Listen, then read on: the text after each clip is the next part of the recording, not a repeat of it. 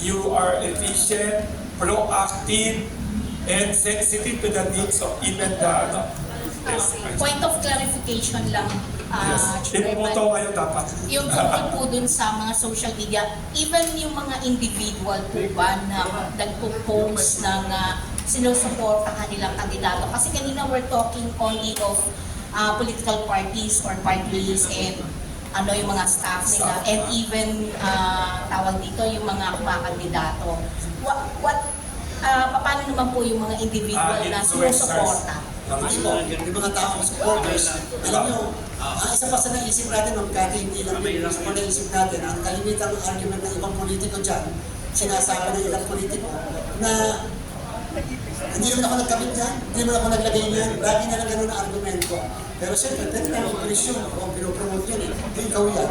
Pero number two, hindi po namin mako-cover yung mga outside po, outside ng Kati, ng ating tawag dito, yung hindi kasama sa campaign staff, hindi po kasama sila.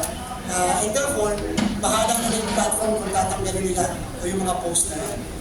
Thank you po. Ang galing, thank you very